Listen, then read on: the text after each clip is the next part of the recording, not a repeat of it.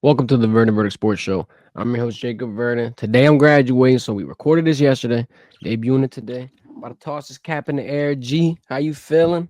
How you been? What you ready to talk about, dog? Congrats, man. Congrats. That's a big accomplishment in your journey, bro. A lot of people can't say they're a college graduate, man. You went up there and did your thing. And I can't wait to see what the next chapter holds for you, man. I appreciate it, dog. Appreciate all the help. Appreciate all the support from everybody as well. I'm excited too. A little nervous. I can't lie. I can't lie to you. A little nervous. We're going to figure this thing out, though. We're going to be able to handle it. Let's open this Got it. stream up. We're going to talk about a couple of things. This is the layout for today. We're going to talk about who you think is LSU's X factor for 2025. Do a little bit of an NBA playoff recap. NFL schedule release happened earlier this week. We'll break that down. Some takeaways. New Orleans Saints getting shunned from prime time. We'll break down some rookie mini camp storylines. Gee, let's open it right up. Elephant in the room. Who's the big dog? BMOC, big man on campus. Now that I left, who's next? No, I'm joking. Caden Durham. I think this is the guy. And there's a lot of reasons that I can go in on this. The number one reason is going to be obviously because he was hurt for most of the season. The South Alabama game, he pops off. Not a lot of people would have expected him to be hurt. He had an 80-yard breakaway, 78-yard breakaway to match. He had a receiving touchdown, rushing touchdown, everything. But he had to wear a damn steel plate, G. And he had to wear it the whole rest of the season. BK was saying, hey, he's about 70%, whatever the case may be. Whatever percentage it was last year, this year, it's 100%. That makes me a lot more confident. He's getting 5 yards per carry. He was LSU's leading rusher, over 700 rushing yards, 6 rushing tutties. And he even got in on the receiving game as well, 260 receiving yards, 2 touchdowns. If he's doing all that while he's hurt, I'm interested to see what he does when he's 100% healthy. Plus, there's a lot of things we can keep in mind. Freshman all SEC honors. Your first year toting that pill for LSU, you get in the top 10 in SEC in rushing yards. That's another one of those accomplishments we have to highlight. My thing is, if this offensive line's back, if the continuity is there, if they're able to replace the production and really not look a little worried, I think this dude's going to be hard to guard. I don't think he can do it. I think they got a lot of complementary backs and pieces to this offense to be able to help him be the biggest piece of the scheme. But if I had to pinpoint somebody in LSU's offense, defense, whole team collectively, that's going to be the guy. I got to give it to CDG. That's a good one. I can't disagree with your perspective on why you feel that he can be the ultimate playmaker for LSU next year, and he could very well be that.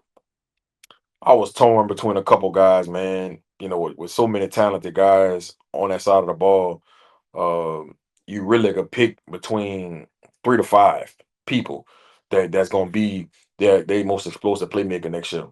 But the guy I'm gonna go with, man, I'm going with Aaron Anderson, bro. Uh, what he did last year, I thought that's gonna put him on another level this year. I think that he got all the confidence in the world. That USC game when Kyle Parker went down, next man up mentality. He came in and he had a really, really good game, scored a touchdown, and then the rest was history.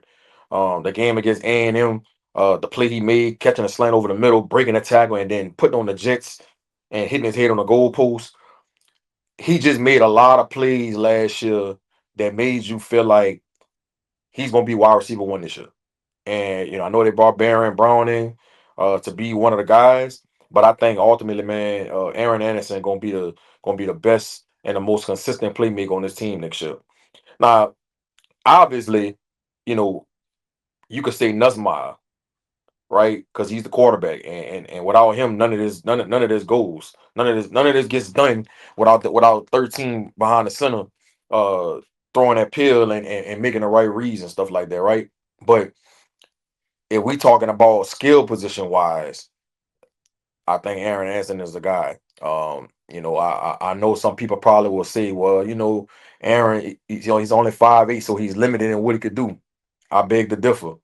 I think that's the only thing you can say about Aaron is that he's small, bro. He got good hands. He good in space. He's super fast. And I'm gonna tell you something that's underrated by Aaron Anderson that I hope Joe Sloan and Nussmeier unleashes this year. And one underrated thing about Aaron and the people haven't seen yet is, man, he's a good 50-50 ball guy. Like, I don't care if he's going against a DB that's taller than him. It don't matter. He has like a 37, 38-inch vert, bro. And he can ball hedge at any given time. I'm hoping that Nussmeier and Joe Sloan unleashes that about Aaron this year. Because he definitely has that capability. So when I think they need a big time play and they need somebody to be consistent throughout the season at that wide receiver position or at a skill position on that field on offense, I just think Aaron Anderson gonna be the one, bro. I think he's a freak of nature. Don't let his size fool you. I think that's the guy I'm going with. I'm going with one. And then I want to build off your point too, talking about the height and everybody trying to nitpick things like that. Gee, look at the NFL. Tyreek Hill, Zay Flowers, even got guys like Tyler Lockett. I feel like Zay Jalen Bond even. Waddle. Jalen Waddle. You got a lot of people coming up, Devontae Smith even, but you got a lot of people coming up that are not exactly the most physically imposing people, but what they do possess is a bag. What they do possess is that moxie to be able to line up against somebody and go, it's over with. I'm getting it. I'm getting right over you. I'm catching this ball over you. Don't matter. And the 50-50 point, the 50-50 balls, the fades, this, that, the other. Everybody's thinking size, G, got to get over him, got to jump over him. Wow, what if you burn him? What if nobody's around you? What if all of a sudden, wow, it's like a track meet and it looks like Jelani Watkins running a sub 100 out there? I feel Uh, like that is underrated. yeah, I've seen Aaron do that a plethora of times, bro.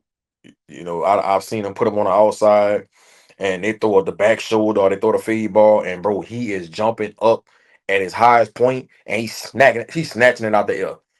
And uh I just think that's something about his game that a lot of people don't know about. And if Nussmeier and Joe Sloan give us them type of opportunities, I Mhm. think his NFL stock gonna go up even more. I think so too, especially with the wide receiver class LSU is always putting out. Everybody is starting to respect the boot, man. I mean, I know we And got these debates, but it's yeah, clear.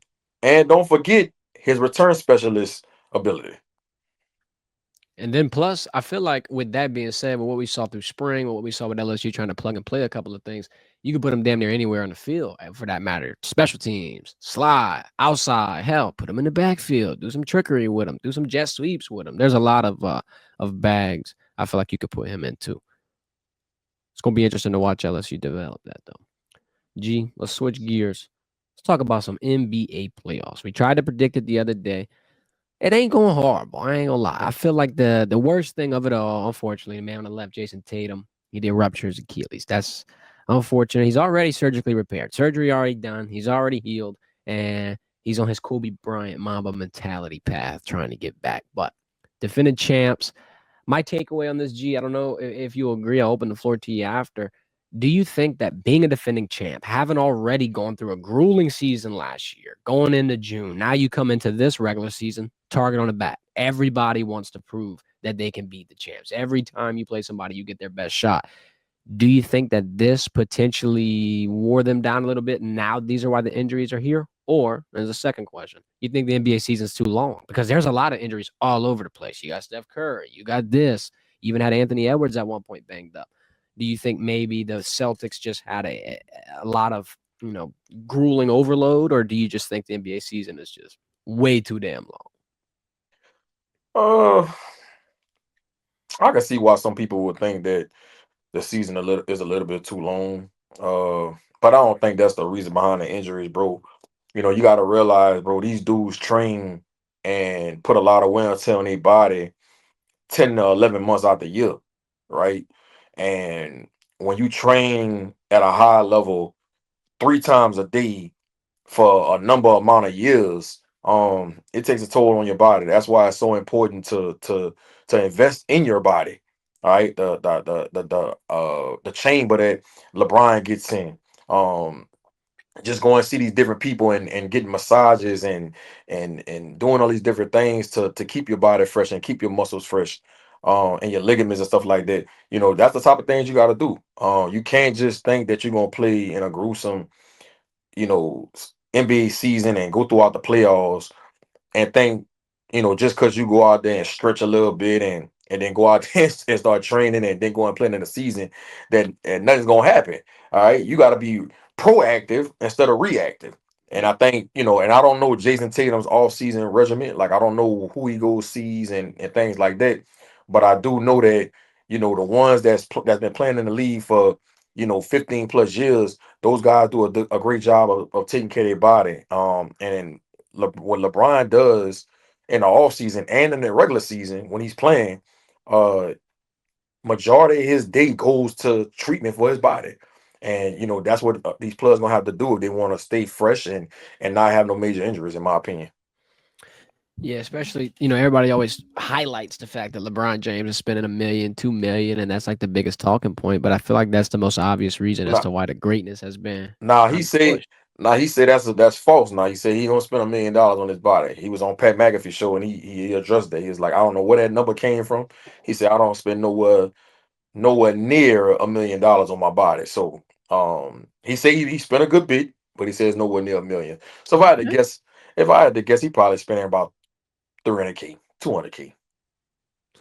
She, if anybody can do it, I think it's King James. I ain't gonna lie. Let's talk about this Pacers series real quick. Keep it Eastern related. Absolutely murked the Cavs. I'm not gonna lie, G. I went and did a little digging. The Cavs are the fourth 60-win team in NBA history to lose in 5 before the conference finals.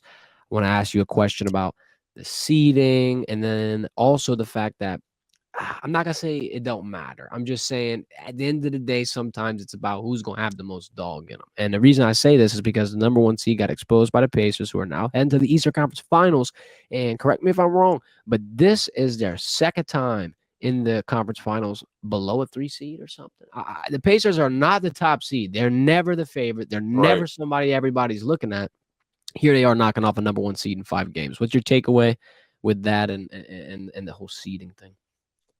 All season long, and even when the playoffs started, even in the first round when the Cavs was blowing out, who they played in the first round? They played was I it the know Celtics Hawks? played the Magic. Let me go see.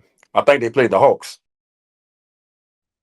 And my whole thing with the Cavs is talented team. They got the two big with Jared Allen and Evan Mobley. And you got Darius Garland. You got Donovan Mitchell. Uh, I like they bench, but I've always said this about Donovan Mitchell.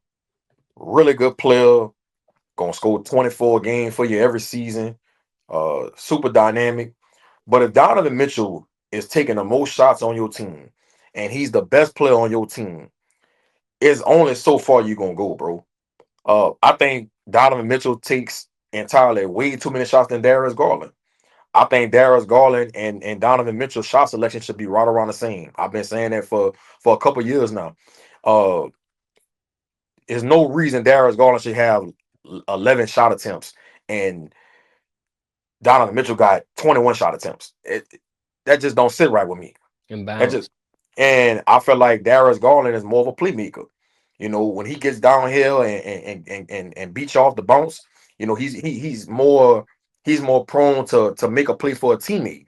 Donovan Mitchell, not so much. Not saying he can't do it, but Donovan Mitchell is way more one track minded. He's trying to score and score and score. And in my opinion, I think that hurt the Cavs in his I agree. playoffs. And I feel like when he was with the Jazz. I feel like Donovan Mitchell shot the ball way too many times when they had other guys on that team that should have been getting just as many shots as Donovan Mitchell. You know what I mean? And so don't get me wrong, man. When he has those games, when he has the hot hand, when he knocking his threes down, he's knocking his mid range down, he getting to the cup, getting to the free throw line. Yeah, we gonna ride that hot hand. But consistently every game, he's taking the most shots on the team. I just think that's a recipe for disaster. And I think they're gonna have to make a decision what they're gonna do with him and Darius Garland. You can't keep both. In my opinion, if you're gonna keep letting Donovan Mitchell be the guy to take all the shots every game, you need to go ahead and move on from Darius Garland and let him go somewhere where he can get more shots and be in a better situation. I agree. And then look, even talking about Donovan, being the high hand, getting all the focus, he dropped 40 plus against the Pacers. Guess what still happened? Halliburton dropped one, buzzer beater. So in the end, you could have the high hand, you could be the guy that's getting all the shots. You got to get the WG, got to get the win. It don't matter. I'd rather 20 points in a W than 100 in an L. And I know that sounds crazy, but just reality speaking, when you're in the playoffs, that's the way it goes. Build off of that Garland question. I wanted to know, do you think Donovan Mitchell's out of here? Out of Cleveland? I think they're gonna probably get rid of Darius Garland. Okay. I think they're I gonna trade him and keep Donovan Mitchell. And Donovan Mitchell, let's see how old Donovan Mitchell is. He can't be more than 30. It's gonna be Mm-mm. right around that. We probably like 28, something like that. 28 exactly on a dot. They got a lot of Mm. time left with them. So I feel like, yeah, it's buying this stock early. Now, this is a little bit of a different situation. You got the Thunder up on the Nuggets. Now, I'm just gonna say I'm surprised. Now, I'm not necessarily surprised the number one seed is close to the finals or the conference finals, rather, but it's more so that they're doing this against a team that I found to be one of the most experienced. Yeah, they had the head coaching struggles, but it's just the fact that you got somebody like Jokic that, quite frankly, is unguardable, and it just seems like every single night you know what you're getting from him. There's a lot of consistency. Dude's like a 40-point, or I was about to say 40 try combo machine, points, rebound, assists, all this great stuff. Do you think that the Thunder have kind of entered that now I'm a contender phase rather than I'm proving myself to be a contender phase? Because I mean, the way that I viewed them before this playoffs, G, was just a little bit young. Maybe they were going to kind of get exposed, but as of right now, I feel like they're holding up to the test. Yeah, if they get past the Nuggets, that's gonna give them the ultimate confidence. You beating a team that just won a championship the year before last with an MVP candidate like Jokic. That's going it puts your franchise in a different category now. All right, you feel better about yourself when you beat a team that got championship pedigree. And I think Shea Alexander has been playing out his mind. I think he should be the MVP. I think what he has done in his playoffs, especially when they was playing the Nuggets the other night, and it was down, I think it was like 8 in the fourth, bro. He just like put his cape on and say, "Man, just ride with me. I'm gonna make some shots. If they try to send help, I'm gonna find you. Just knock it down." And that's what he did, bro. I mean, you didn't see any nervousness. You didn't see him get rattled. You didn't see him look phased at all about the moment, bro. And I think that's what's so impressive about Shea Alexander, bro. He's just a calm, collected kind of dude, and he can make shots from any level. And he's so damn long, and he's so damn crafty, bro, with the ball, and the type of shots he make. He good with either hand. Like, he should win MVP, bro. And so, if they can find a way to win this series, because it ain't over now. It ain't over. I know they're up 3-2, but you gotta be careful with the Nuggets.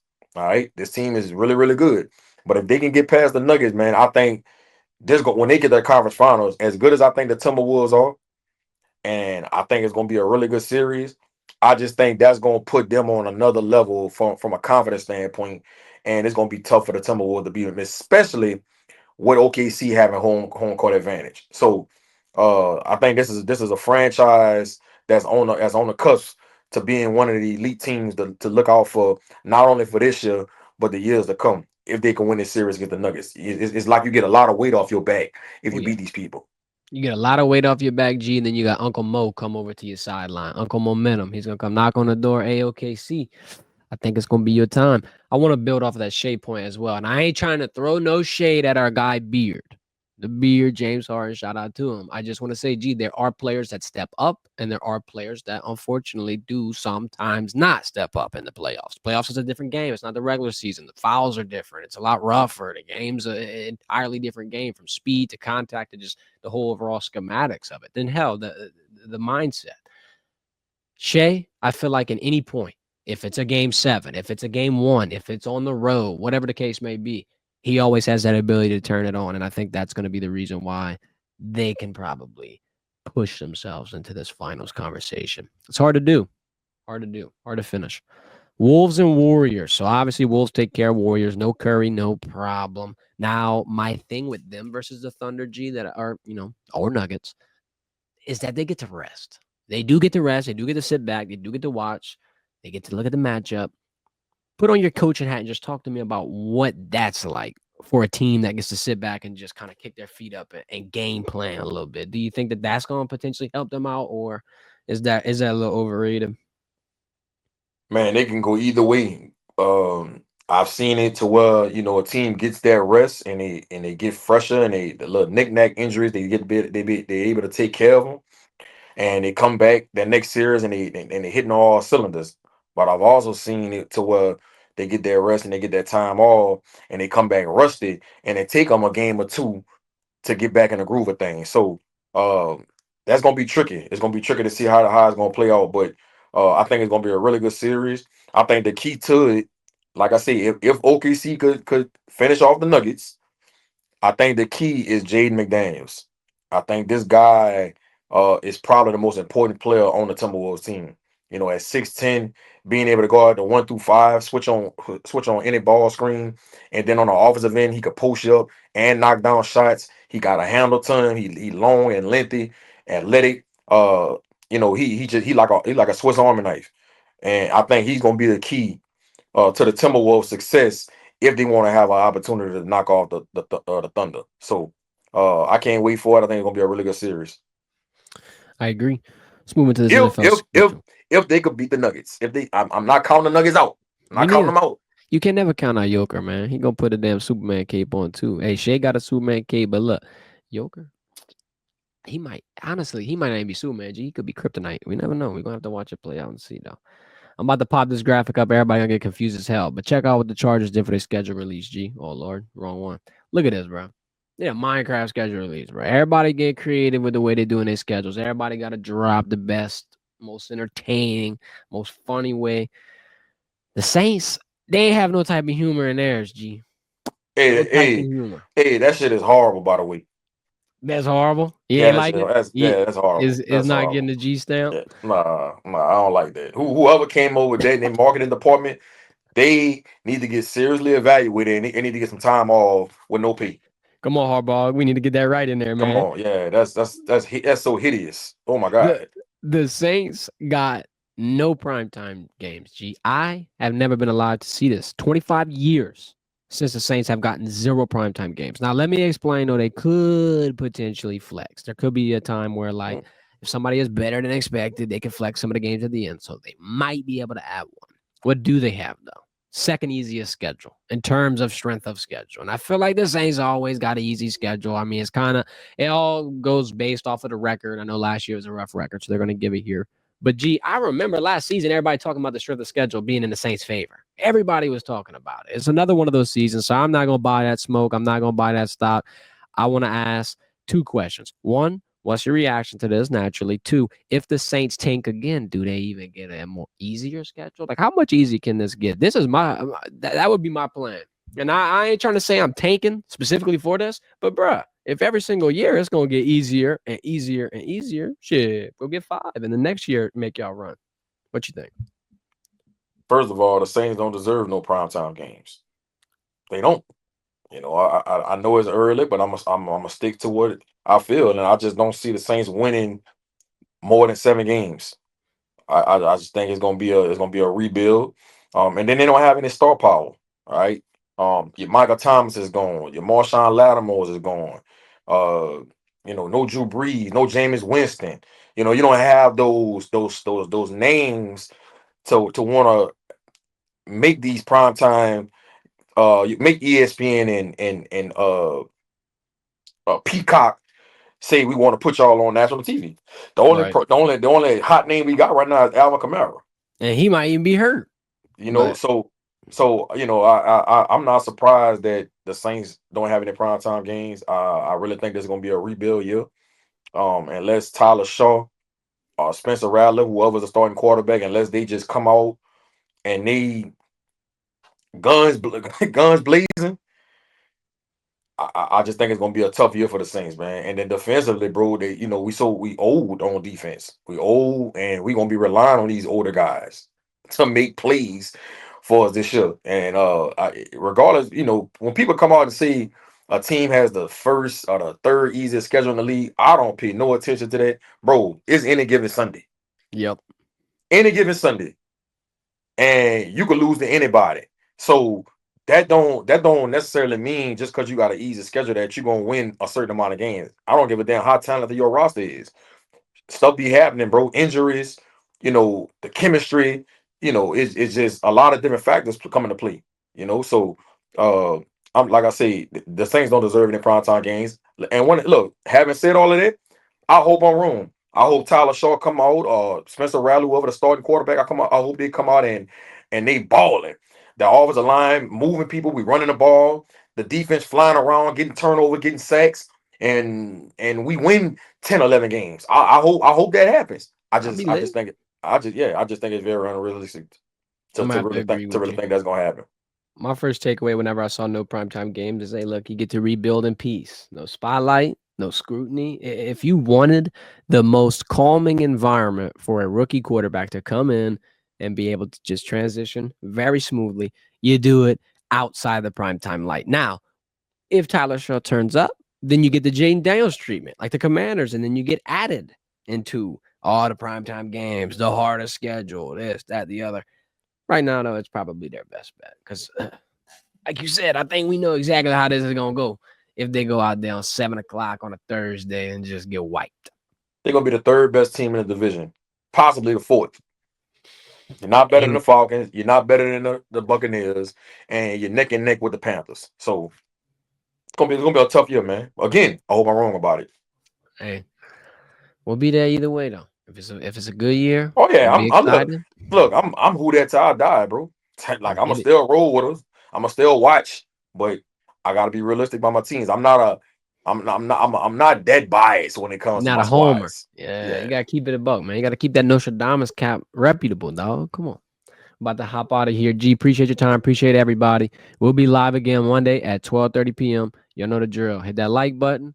Go to the description. Follow us on socials. Make sure you tap in. G, appreciate your time, man.